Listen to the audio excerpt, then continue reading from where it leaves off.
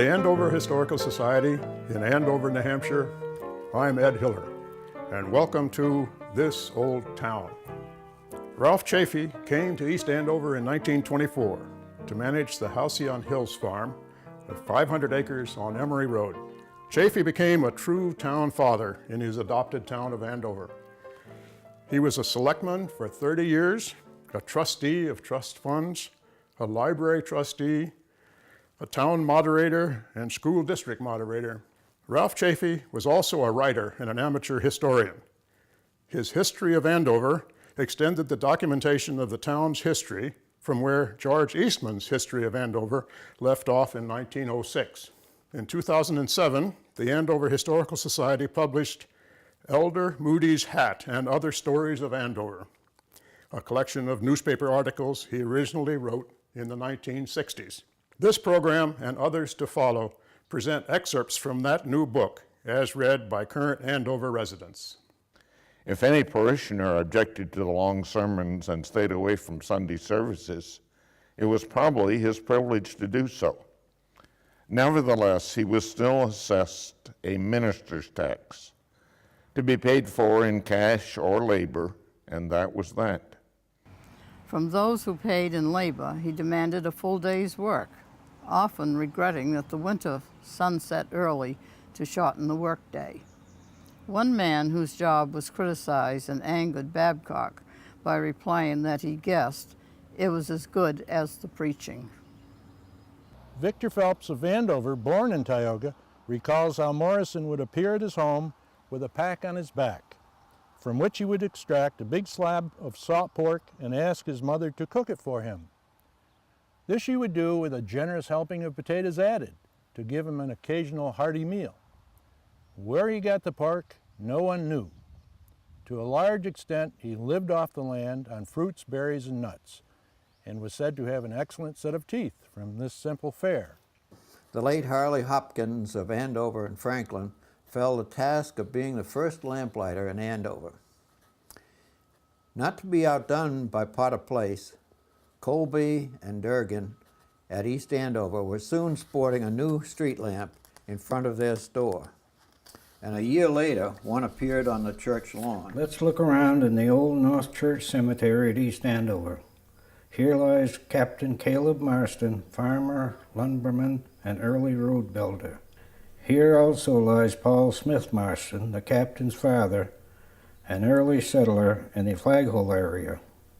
It was he, with Caleb and another son, Israel, who chopped down the old original $64 meeting house one dark night to pave the way for a better structure.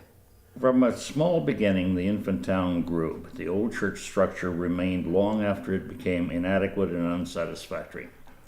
Finally, in disgust at its disgraceful condition, one Paul Smith Marston of the Flaghole district, with his sons and a few neighbors, so badly wrecked it one dark night in 1795 that it had to be destroyed.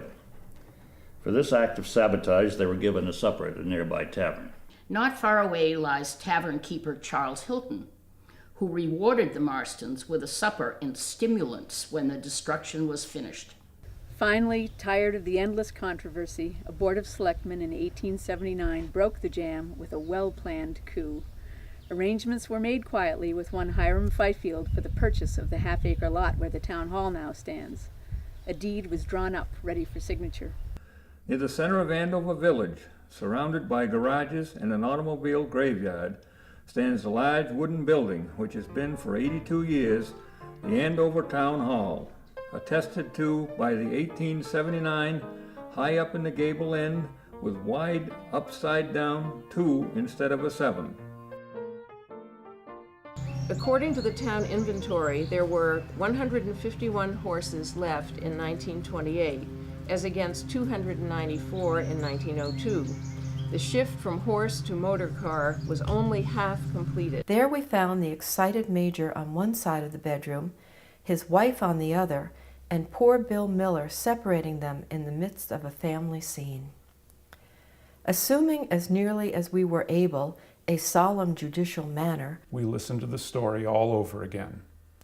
This took some time, but can be quickly summed up, the wife repeating, "I won't live in the house with so many guns," and the major countering, "Louise, I love you and I want you to stay." Hames are the curved wooden or metal reinforcements on a draft horse's harnesses. Originally founded and principally owned and managed by the Carr family, this was the most important manufacturing business ever established in Andover, employing as many as 100 men.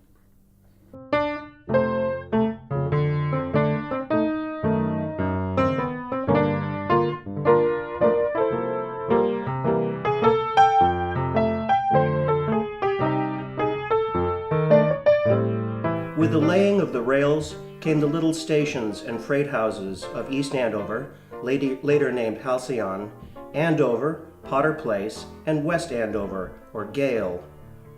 The most elaborate was at Potter Place, which was the railhead for Wilmot and New London. So conveniently spaced were the train schedules that one could entrain in the morning, spend the day shopping in Concord, Manchester, or even Boston, and return the same day on the evening peanut train. The network of railroads built in the 1840s and 1850s opened up the countryside to easy access by train. Slowly at first, and then more rapidly, whole families from down country began coming to New Hampshire for quiet summer relaxation. Mr. Briggs was camera shy and refused all requests to take his picture. Once, while out blueberrying, a summer visitor managed to get a snapshot without Arthur knowing it, or so he thought. Leaving the camera unguarded while filling up his berry pails, the visitor was surprised to find it smashed on his return. Probably his best-selling specialty was a cough and cold remedy labeled Dr. Mao's Expectorant, and many old-timers swore by its efficiency. Unlike most of his mountain neighbors, he never kept a horse, but trudged about town on foot, peddling his medicine and herb mixtures. March 28, 1962 was moving day for the selectmen. Like the library trustees, they were glad to get into more commodious quarters, for the little room in the old town hall was piled high on all sides with old records.